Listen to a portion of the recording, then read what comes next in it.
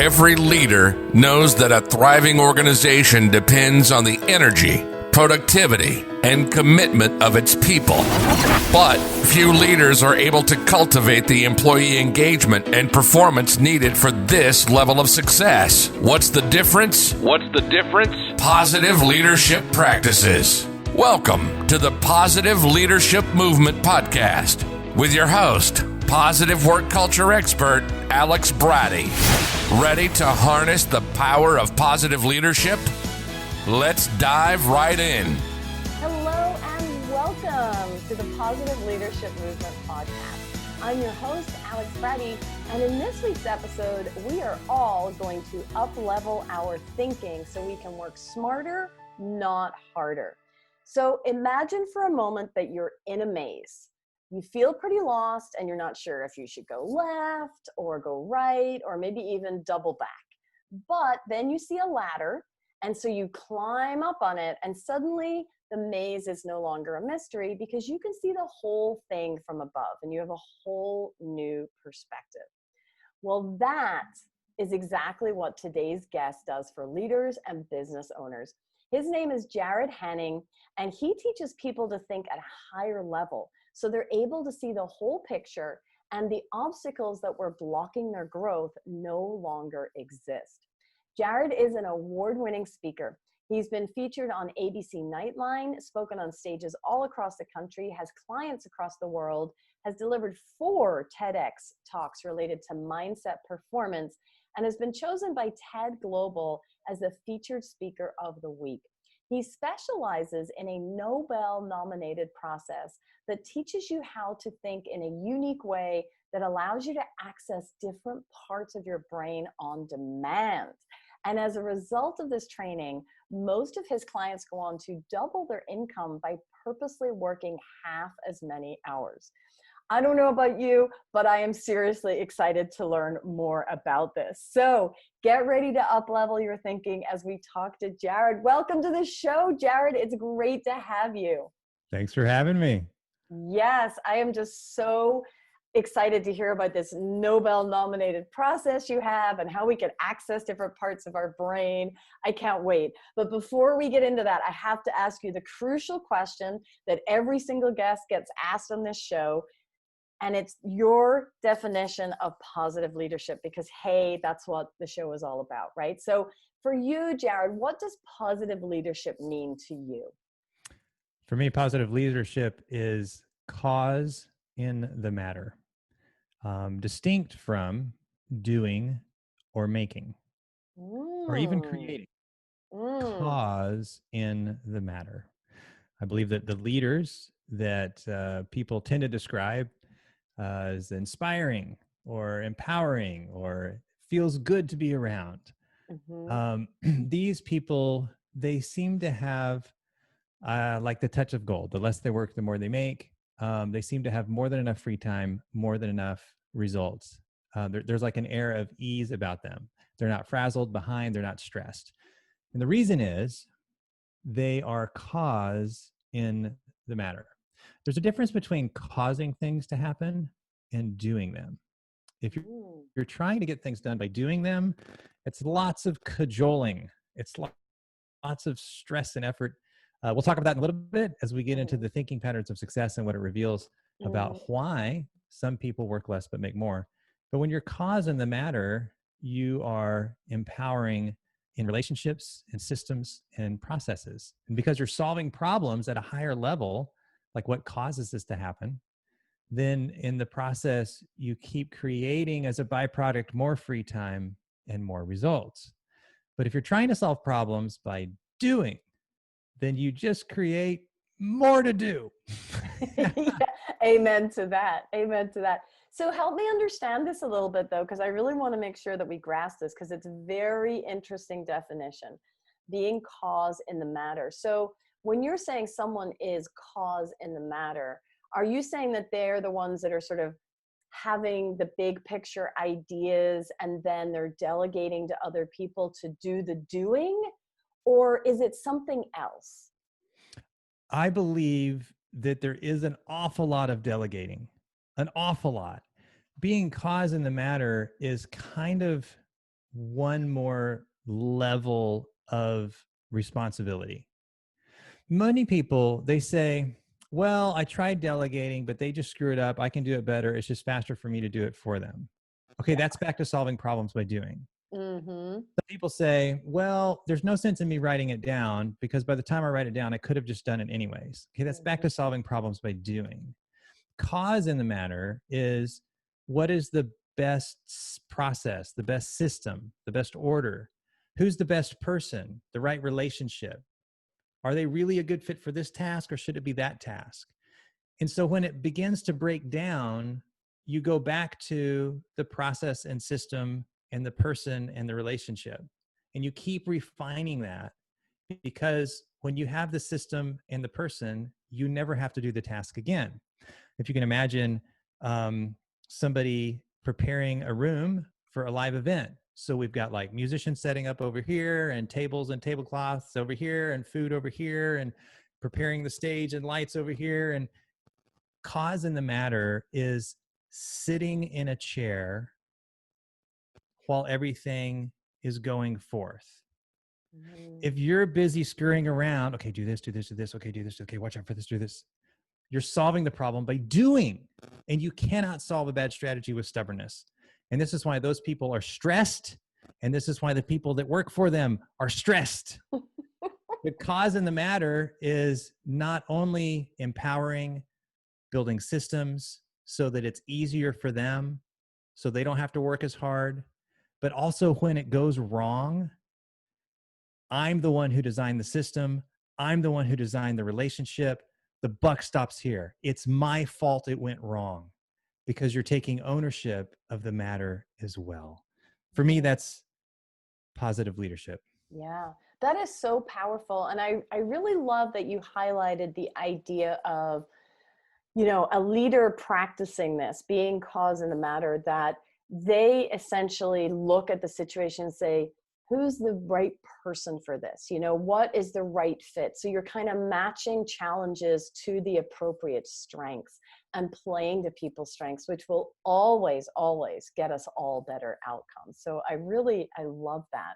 So tell us a little bit more about, you know, this idea of accessing different parts of our brain. And maybe also it ties back to, you know, how can I be cause in the matter? You know, how can I be that person who's able to sit in the chair while everything is working around me and people are doing what they're meant to do? And I'm not the doer, so I'm able to work less, but actually accomplish more. Like, tell us all about this different parts of the brain that you do. Different parts of the brain. For me, that story goes back to when I was full-time classical music. Some people don't know this, but when you are making music, whether you're clapping your hands or singing to the radio while you're driving down the road, in that moment of time, you're using more different parts of your brain than any other activity. This is a sharp contrast with athletic performance, where they're better. Your body is performing athletically. The less of your brain you're using, it enters kind of a quiet meditative state. And it's because your body cannot afford to send glucose to the brain. The glucose needs to go to the muscles. But music is the opposite. Music, your brain is a veritable fireworks show. And not only is this well documented with MRI studies, but you can see the difference without medical instruments. If you hold the brain of a musician in your hand, the network, the corpus callosum, that fiber network superhighway that allows the left and right half to communicate, the corpus callosum in a musician is visibly thicker.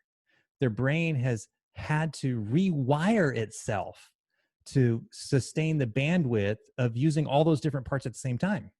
Well, the cool part is you don't necessarily have to be a musician to learn how to use different parts of your brain.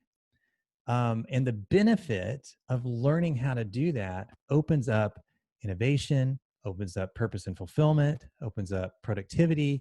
And it kind of gets back to that idea of, if you're solving problems by doing the work, your brain just looks for things to do. But if you're solving problems by causing the work, your brain looks for ways to empower and take responsibility when it fails. I love it.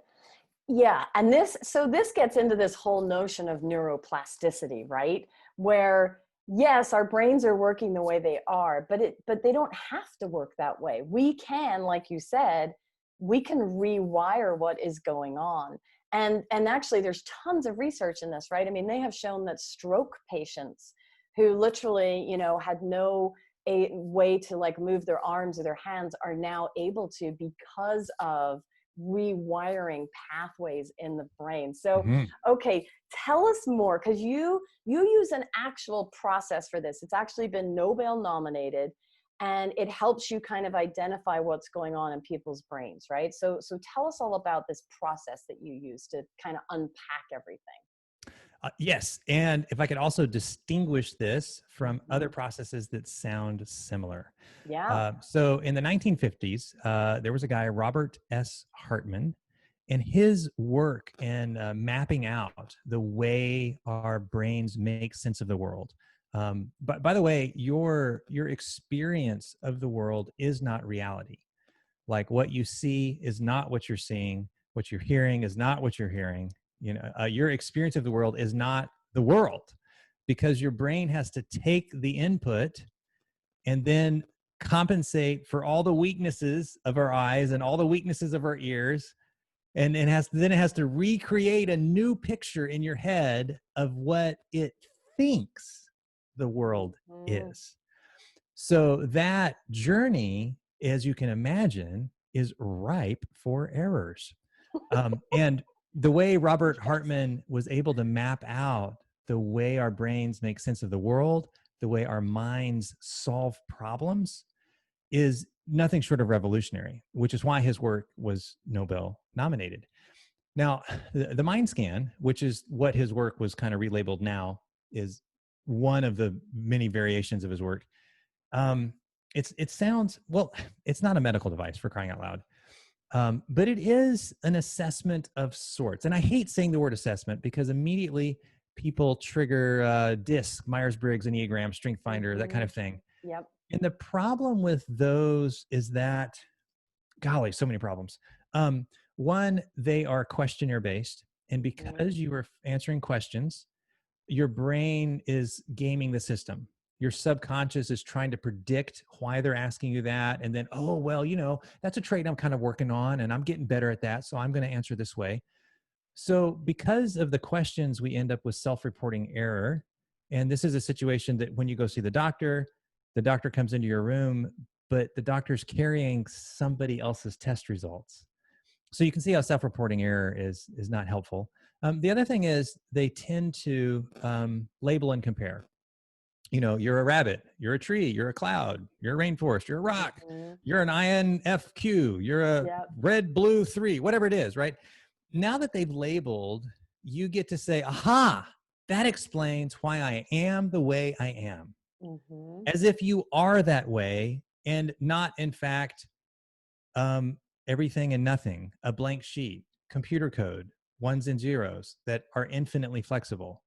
And so this now leads into, well, you know, that's just how I am because I'm an INFQ. That's just how I am because I'm a 3, right? No, absolutely not. But then even worse, we get into the comparison, the population comparison, where they say, hey, you have this trait, like you already knew you had that trait, come on. And 25% of the population has this trait. And that sounds exciting. And you go share it with your friends and you join like Facebook groups and talk about how you guys, whatever, but it's not helpful. If you went to the doctor and the doctor said, you've got this condition and 25% of the population has it, and we have a 25% success rate treating it, you'd want to know what side of that line you're on. Right. And that's what the work of Robert Hartman does differently.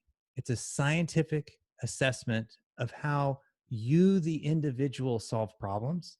And because of the way it maps those pathways out, we're able to see for you, the individual, where the blind spot was that has been tripping you up all these years. Why you keep not having enough time, why you keep not having enough money, why there's always more on your to-do list than you have time to get done, why it feels like pulling teeth to get support and teams built. We see where the blind spot is, why you keep hitting that obstacle. And at the same time, we see where your breakthrough is, a path that your mind just simply hasn't noticed yet that changes everything. A little bit about the mind scan. Wow. that is compelling. And I was kind of chuckling a little bit when you were describing it there, because essentially what you're saying is, hey, all those assessments really just kind of make you comfortable. And so in my mind, I'm like, hey, everybody get ready. I think Jarrod's about to push us all out of our comfort zones with this mind scan. and indeed, that is, what it's going to help you do, right? Because instead of just sort of living into what you're being described as, it's like, it's showing you what the problem is and then how to fix it, or at least maybe not how to fix it, but at least showing you where you said the breakthrough can be. It's up to the person whether they ultimately then take the actions that do fix it, right? It is. It's just comforting that it provides a clear path. Yeah. So Do how this does it actually tomorrow. work, in the sense, like, if it's not a self-report assessment and you're not putting some, you're not wiring up my head and taking a picture, through a medical device, how exactly does it measure these things? Well, I'm glad that you asked, because it is kind of hard to get your head around. How do you get this level of detail if you're not asking questions? Right. Know this. And the illustration is, when you take two things that seem very similar and you're asked to rank them, how you rank them is as unique as you are. For example, if I asked you to pick which one of these things is more good, a baby or a technical improvement? Well, they're both good. Yeah. But for you, which one is slightly more good? Now, what about which one of these things is more bad? Slavery or blowing up an airliner in flight? Well, they're both bad, but Right. which one is more bad? Now, if you can imagine a list of 18 of those, suddenly the gradients of what makes you get more and more refined. Yeah. Gotcha. Okay. So it's really kind of, by giving you those comparisons, it's essentially mapping out how you see the world, right? Like where Yes. you are on, like, which is more good, which is more bad, right? Like that is the lens through which I, Alex Bratty, see the world, which is going to be different from the way you, Jarrod Henning, see the world, your lens that you have in front of you. Very, very cool. So have you ever had a mind scan where people feel like they aren't accurate pictures of them? Oh, Or yeah. always Absolutely. accurate? I mean, You how bet does it that happens. work? I mean, the mind scan isn't a panacea. It's not for everybody. It's not flawless. Here are a couple things that happen. Sometimes the picture is scarily accurate about things the person isn't comfortable or confident about. I told you it was going to push us out of our comfort zone. Yeah. I knew it. So you will describe what the map reveals, and they will say, oh, no, that's not me at all. That's not me at all. What I am is, and then they'll go on to describe what you just said, but in different words. Right. So that happens sometimes. Sometimes they are just like, no, that doesn't sound like me. Well, how would you describe how you handle those situations? I don't know, but that doesn't sound like me. Okay, well, so far we don't really have enough evidence to say we missed it, but there is about 1 in 100 people will take it and they're like I just described. It doesn't resonate with them. Now that being said, some people rush through it. Like those distinctions I mentioned, they're kind of subtle. You gotta kind of weigh them. And when you're going and refining a list of 18, it takes some wrestling. It's like, oh, they sound the same, but which one's more? So if somebody rushes through it in like 5 minutes, it's not going to be helpful. Right. If somebody takes about 15 minutes, it's going to be unbelievably accurate. If they spend 30 minutes, it's too much. It's not going to be as accurate. So you got to put thought in, but not overthink it. Yeah, some thought. It is intuitive. You got to go with your gut. There are situations where I'll get results back that indicate either they rushed through it or they have had severe trauma in their life Mm. recently. Mm-hmm. And so I'll say, I'm curious about the section here. Sometimes when I see this, it makes me wonder about how much time did you spend taking it? And they'll say, well, I spent about 20 minutes. I say, okay. Sometimes when this happens, it indicates there's been a recent death in the family, a bankruptcy, a divorce. And they're like, yeah, how'd you know? Like, I'm getting divorced right now.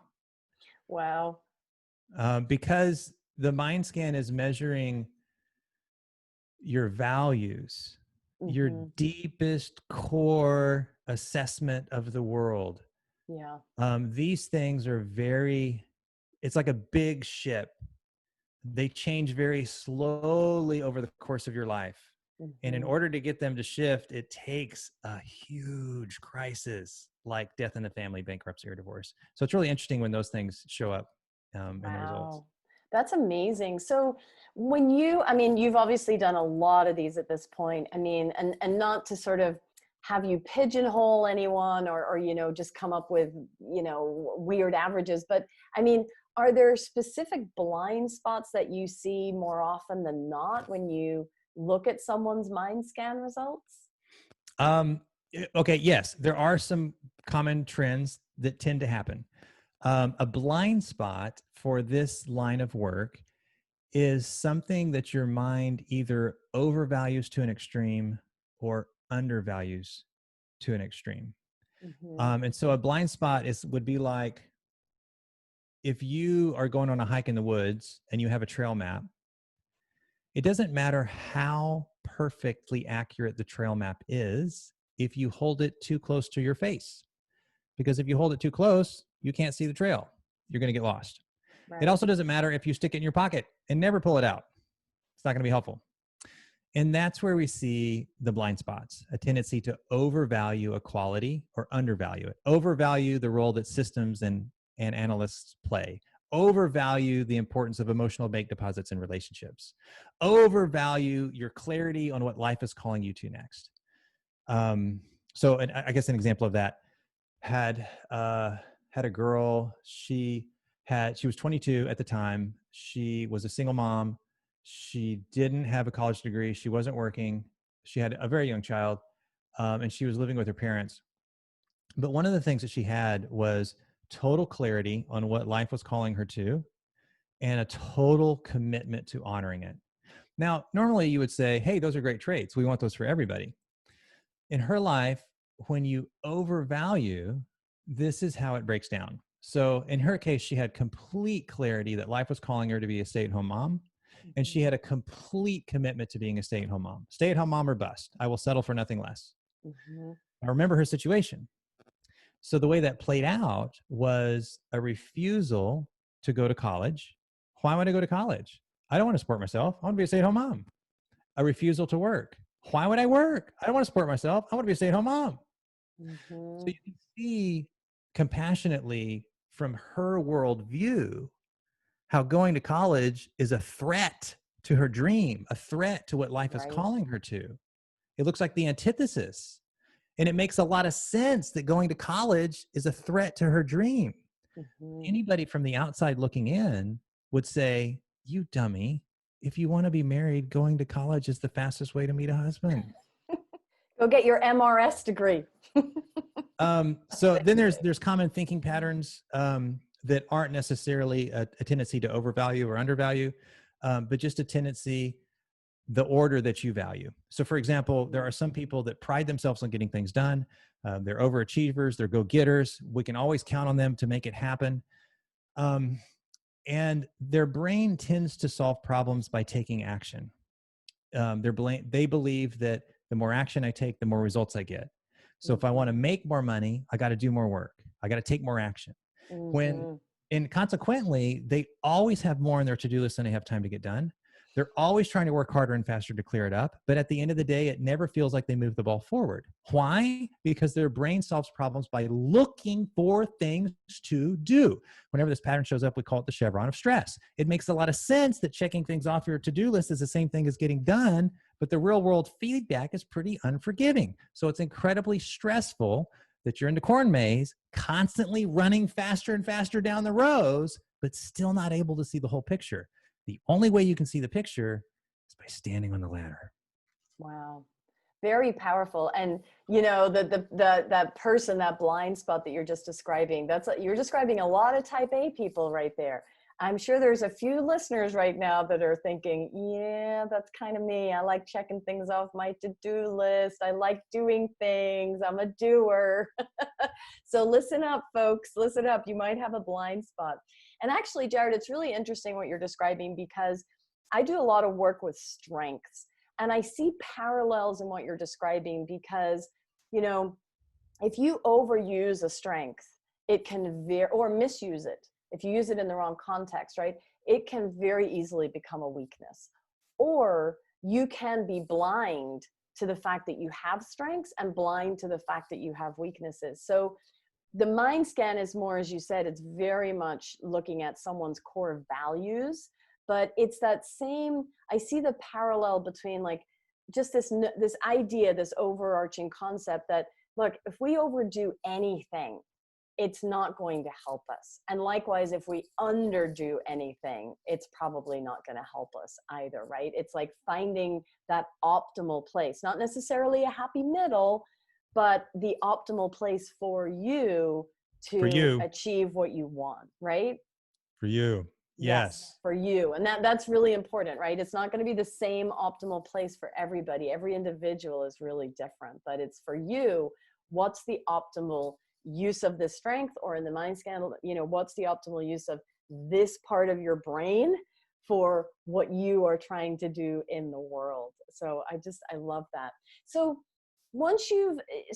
keep walking us through the process here, because it's fascinating. So you get this review back, you look at it, you see the blind spots.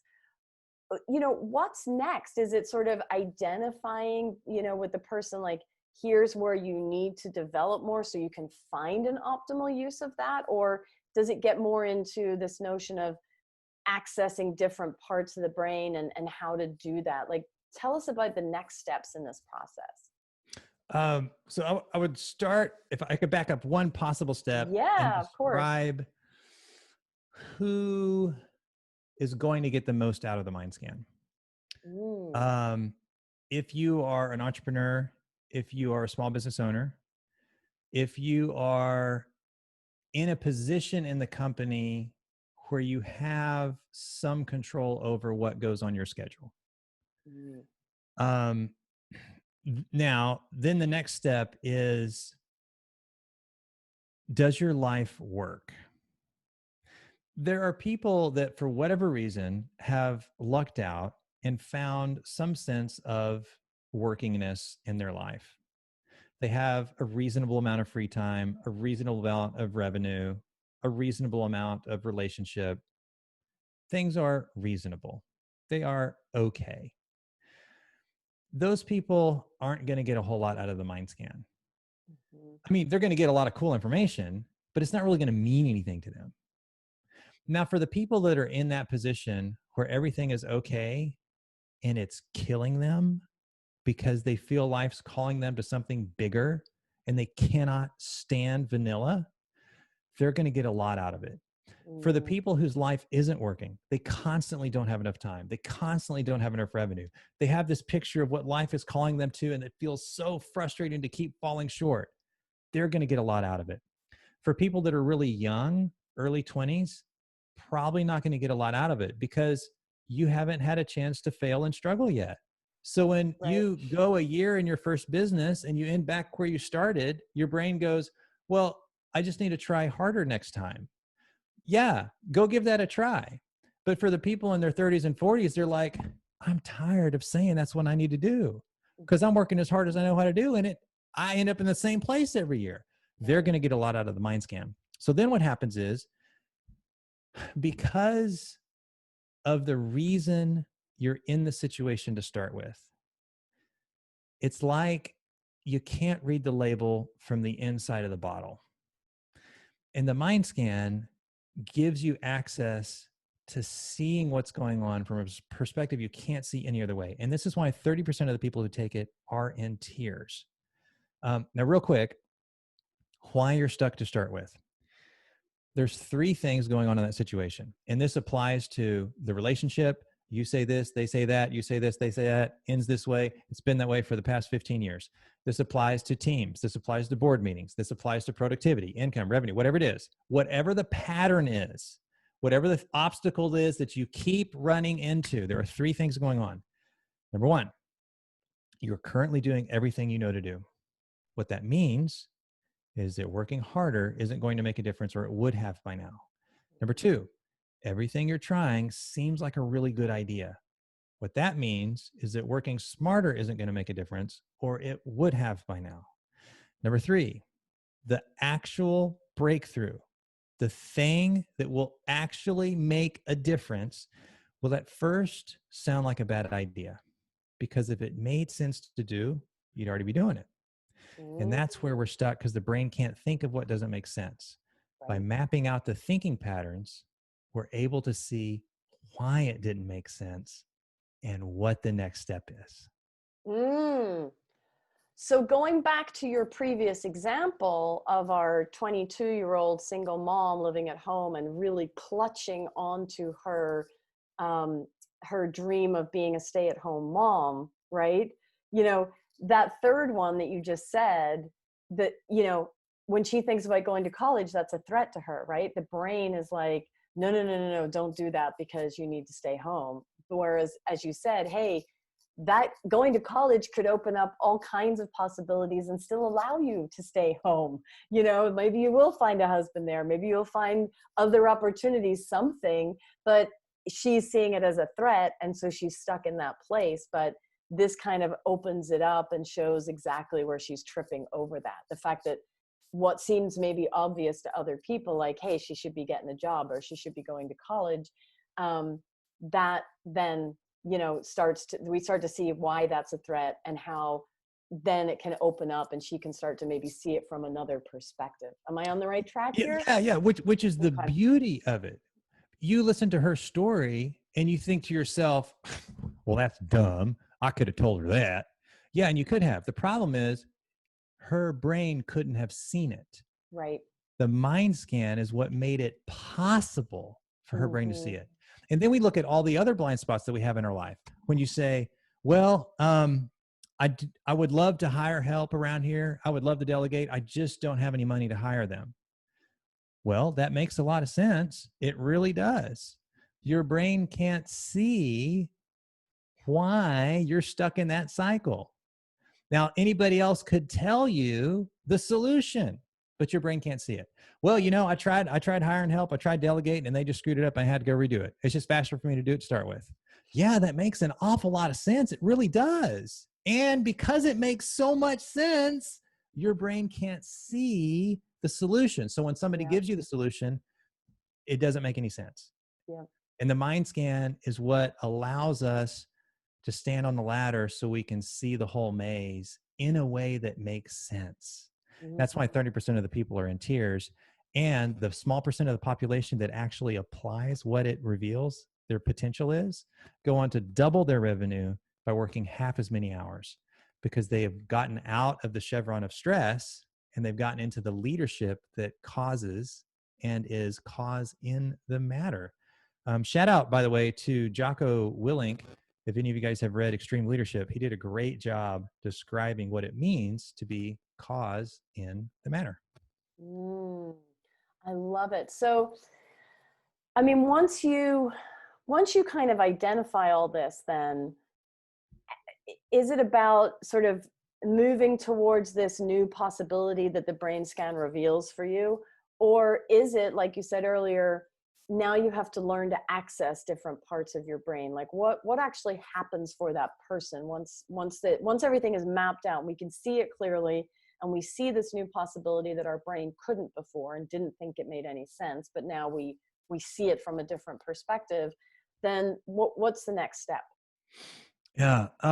So if there is that pain or desire, whichever one is, pain or pleasure, to move and get off the hamster wheel that's not working, If that is present, then yes, by standing on the ladder and seeing the whole corn maze, you're going to see the exit. And the only reason you haven't seen it before is because you can't read the label from the inside of the bottle. It's not your fault. That's just the way brains work. So once you see that, then you've got the next choice. Are you going to take the exit? Now, at this point, there's two groups of people. There's people that are afraid, and so they climb back down the ladder. And that's totally understandable. And then there's other people who are afraid and still take the exit. And that's what courage is. It doesn't mean you're not afraid. I mean, you'd be an idiot to not be afraid. It just means you're willing to be afraid and take action because you're not willing to go back to the way things are. Now, for them, to answer your question, okay, now that they've seen the promised land, how do they access it? How do they learn how to act like a leader who has more than enough free time and more than enough revenue and more than enough support, and people love and worship the ground they walk on because they are empowering and they're causing the matter and they take responsibility? How do they do that when their current situation is stress and strife and struggle and lack of resources and lack of support? How do they get from here to there? Now you're asking the $64 million question. How exactly? Tell us, Jarrod. Tell us. How do you do that? Okay, obviously the exact path is going to be different for everybody, but let me talk about some ways to cross that path and some ways that you can cross that path without ever even taking the mind scan. Number one is a champion in your life. The champion is the person who's actually doing it. Now, here's the problem. Don't you dare ask the champion how they're doing it, because they're going to screw the answer up. This is the water they swim in. It's all they've known their whole life. And any attempt to explain it is just going to mess it up. Here's what you do with a champion in your life. You sit on the floor in their office and you watch them take calls. And you notice who they are being as people. You notice their energy. You notice how they think. And you begin to be curious about why they said this instead of that, why they did this. That's what you do. By being around the champion, you become the antenna until you begin to vibrate like they vibrate. That's what you do with a champion. The second one is a coach. You don't go to the Olympics without a coach. Everybody at the Olympics has a coach. What makes the coach different is that they have a very unique skill set of being able to explain which exercise produces what result in what order. Now, if you go see a life coach, because of the way life coaches are trained, they're going to say, I don't know, what do you think? What do you think you should do? Well, my friends, what you think you should do is exactly what has you in the problem to start with. If you go see a strength coach, they don't say, I don't know, what do you think you should eat today? They say, eat 2 of these, do 2 of those exercises, and come back and see me tomorrow. And that's why when you see that kind of coach, you get results like clockwork. Yeah. When you have a coach that understands the exercise that produces the result in such a way that your brain can't mess it up, that'll get you there. The third one is a community. A community is a group of people who, again, are doing the thing that you want to be doing. Now, here's the problem with communities. There's communities of people who want to be doing the thing, and there's a very low price of entry to join that community. The problem is you're now surrounded with people just like you. And if it doesn't challenge you, it's not going to change you. That's why it doesn't make a difference. Then there's communities of people who are actually doing it. And the problem there is a very high price of entry, that you're going to pay $100,000 a year to be in that mastermind, or you might luck out because you have a friend of a friend of a friend. But now the thing is, if you don't produce results next week, they're going to look at you and say, hey, you're not like us. You got to go. So either you change or you stay the same. The last one is a crucible moment. A crucible moment is something that forces your ego to die so that your brain can rewire itself to survive. This is like taking on a challenge of completing a triathlon when the best you've ever done is a 5K, or running 100 miles when the best you've ever done is a half marathon, or walking on fire, or eating broken glass. Like, these are the kinds of things that until you do it, you're convinced you're going to die. After you do it, your brain goes, oh, wait, whoa, that wasn't what I thought. Okay, so we got the 4 C's. That'll get you there, whether or not you take the mind scan. Now, if you take the mind scan and you see what's possible and you want to get there the fastest, the way we do that is with something called mindset push-ups. Just like a physical push-up rewires your nervous system and rewires the way your body metabolizes food, a mindset push-up rewires your neurology, rewires the way your mind solves problems. And this is what gives it the ability to see things that it couldn't normally see. And this is the difference between fake it till you make it and it's just who you are. When you do the mindset push-up, you're rewiring itself so that this is just how it thinks.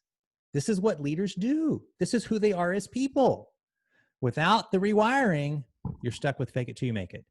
And as you know, the more you try to smile in the mirror and say, I'm rich and successful, the more your brain goes, bullshit, you're not. Yeah. Wow. I mean, I love all of that. And I just, two thoughts just on what you shared, right? The 4 C's, every single one of those required another person in your life. And I just want to sort of, underscore that, because I think sometimes we don't value just how important our learning and our development is as human beings from the people in our lives, whether it's a champion, whether it's a coach, whether it is a community, or whether it is, what was your 4th C? Crucible. Whether you have a crucible, right? And very often crucible moments can involve other people too, right? It's like these big, big events that happen that just kind of shift your values and your priorities and really, really challenge you. But like realizing that, no matter how well you're able to access different parts of your brain, no matter how successful you are right now, we can't do it alone. We need people around us that we can learn from, that we can be coached by, that we can encourage together. I mean, it's just such an important part of our development. So I just wanted to kind of underscore that thread that is going through those. And then when you talked about these mindset push-ups, I mean, here you're bringing in another idea, which we very rarely actually sit and consider as humans, which is, I should actually work out my head. I should work out my brain. I should take care of my mental health, right? Like we do it for our body. It's not unusual for us to say we're going to the gym, that we're going to spend an hour a day working out, that we want to take care of our physical selves. But our brain, we're just like, yeah, well, it's there. My mind is there. It's okay. It's like, well, yeah, that's true. But imagine how much better it would be if you actually kind of worked it out and took it to the gym every day. And that's why I love that you said that their mindset, did you say they're push-ups or sit-ups? Mindset push-ups. Mindset push-ups, right? Yes. It's like, we're giving your mind a workout. I love it. Yeah. Yes. Fantastic. I love it. Well, Jarrod, I mean, you have shared so much today. And I mean, I could go on and on because what you cover, I love this. I'm such a geek about these things. I mean, I'm a researcher and a psychologist. And the minute you start talking about the mind and the brain and like neural pathways, I mean, I'm like so geeking out. It's not even funny, but I know we got to be mindful of time for other people. So we scratched the surface here, but you still gave us so much to work with. How can people actually follow up? Like, how can they get in touch with you? How can they get more of this? How can they figure out how they can access their different parts of the brain beyond what you have shared here today? Well, I live in South Carolina, so I would first start with smoke signals. And if that doesn't work, the airplane banner, little flyover with airplane banner, that's very effective. Put your number on that. I'll call it right away. If you don't have access to that, you can always stalk me on the Book of Faces or the Inn of Links or the Two of Ubes, Jarrod Hanning, Haning. If you are curious what's possible in your own mindset, if you're curious what kind of impact that would have on your business or your relationships, if you're just the kind of person that can't play small and you feel life's calling you to step up to something bigger, hit me up at mindsetperformance.co. You can download a sample report. You can see what all the goodness is in the mind scan. You can see the difference it's made in other people's lives. You're free to try it yourself. Money back guarantee. You don't even have to be a client of mine to take it. Heck, I offer it to the world. If you want a executive summary of my book, you can get all that. It's got like mindset push-ups in there. It's got case studies. It's got actual pictures of the thinking patterns that some of the 7, 8, 9-figure earners that I interviewed. So great information there as well. Of course, my podcast, also available, mindsetperformance.co. Gosh, that's all I got. That's all he's got. That's amazing. Hey, your show, you are so modest. I mean, tell us the name of the book. So if we want to go get it on Amazon, we can. What is the name of your book? The book, Thinking Patterns of Success, How, again, 7-figure earners get more done with less effort, by Jarrod Hanning. It is currently on its way to the printers. So if you'll give it a month, it will actually be in the store. But right now, you don't have to wait. We got the executive summary on my website. I love it. I love it. And I, for one, I was on your website earlier, and I want to take the mind scan. So I actually wanted to take it before we did this interview, but unfortunately I ran out of time, maybe because I was doing so much doing. I have a feeling that my mind scan is going to show that one of my blind spots is being a lot of doing. So I for sure am going to take it because I just love getting more information like that and understanding myself and figuring out like what is holding me back from getting exactly where I want to go. So I'm in, Jarrod. I'm going, and I highly recommend that you check his website out. So mindsetperformance.co, right? Yes, ma'am. Yeah. Awesome. Jarrod, thank you so much for joining the Positive Leadership Movement today. I mean, the information you shared today has not only been fascinating, but it's also been actionable too, right? I know that you have been very thought-provoking for a lot of people today. And so I want to thank you for being on the show. I want to thank our listeners for joining us for this episode. And if you have positive leadership stories to share, or you have questions on this week's topic, or you want to get connected to Jarrod and you didn't manage to write down or remember what he said, you can connect to him through me. And you can do all that by shooting me an email at questions@positiveleadershipmovement.com. You know, I always love to hear from you, hear your stories, get your questions, connect you to my guests, whatever it is. All right, that's it for this week. This is Alex Bratty signing out and thanking you for being part of the Positive Leadership Movement and inspiring me to do what I do every single day. Make sure you subscribe to the show. If you like this episode, please rate and review. If you want to get more from Alex, check out Happiness at Work, where she provides leaders with a proven path to cultivate a positive work culture that increases performance, productivity, and profitability. Go to happinessatworknow.com. Join us next week and harness the power of positive leadership for your organization.